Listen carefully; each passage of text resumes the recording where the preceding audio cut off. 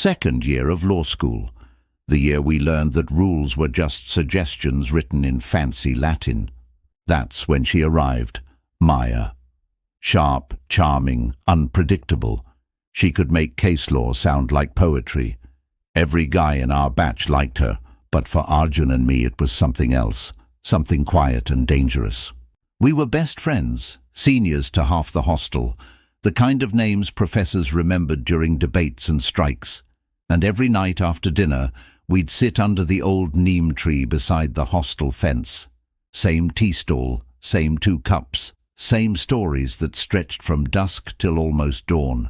We talked about professors, internships, rumors, and somehow always ended up talking about her, Maya. That winter, campus turned into a courtroom of chaos. A fight broke out between seniors and juniors. A small shove near the canteen turned into a week-long strike.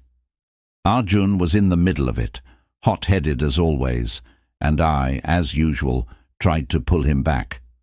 One loud word, one misplaced punch, and by morning our names were painted on the suspension list. They called it pending inquiry. We called it temporary freedom. We laughed about it later, sitting again under that tree, watching the dean's window lights blink like warning signals. That's when she messaged. Heard about the strike. "You two heroes or troublemakers?" she wrote. "Depends who's asking," I replied. A wink appeared on the screen. Later that night, Arjun showed me his phone. Same message, same emoji. We didn't talk for a minute. Just the sound of the wind brushing the fence and the faint clatter of teacups from the stall. Next day in the canteen, she sat with us, smiling, teasing, bold as always.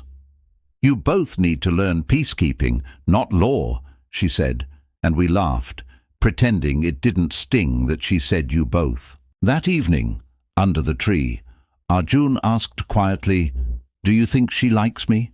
I wanted to say me too, but my voice stayed locked somewhere between truth and friendship. When the strike ended, the campus exhaled.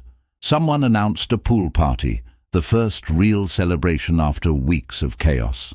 She arrived late, navy swimsuit, hair wet, the calmest person in all that noise. We stood on opposite sides of the pool, pretending not to watch her glide through the water. "Bro," Arjun whispered, "I think I'm gone for her." I smiled and said, "Me too." We laughed, but something inside that laughter cracked open and stayed that way. That night my phone buzzed. "Still can't get the water off my skin," she wrote. Before I could reply, Arjun texted, "Guess who just messaged me?" I didn't have to guess. Later, I learned she'd told him, "You looked intense today," and told me, "You looked quiet." 2 halves of her reflection, and we were just mirrors she played between. I typed, "Just tired." She replied, "Wish you were here by the pool." I could picture her. Wet hair, phone glowing, eyes shifting between 2 names. Next night, under the tree, strike posters still half torn behind us, Arjun said, "She told me I make her laugh." I said, "She told me I make her think." We stared at each other for a long time. 2 friends, 1 silence, 1 girl. Days blurred into lectures, mock trials and library whispers. She sent random photos, open books, a half-eaten pastry, reflections in pool water. "Do you think love is logical?" she asked once. "Not in a college full of lawyers," I replied. That same night, Arjun said, "She asked me the same thing."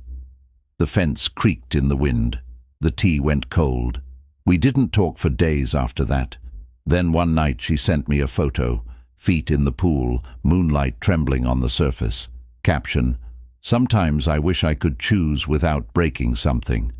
I stared at it till sunrise, wondering if Arjun had seen the same picture.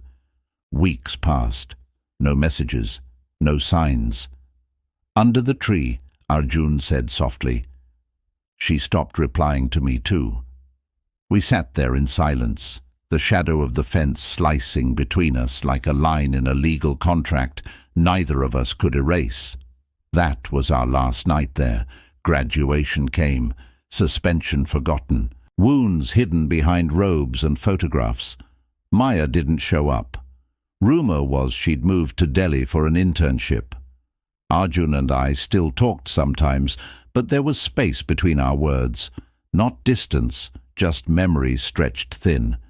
Years later at the reunion, she walked in like time had been waiting for her.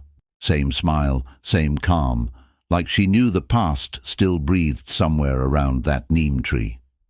"Hey, you two," she said, "still fighting over me?"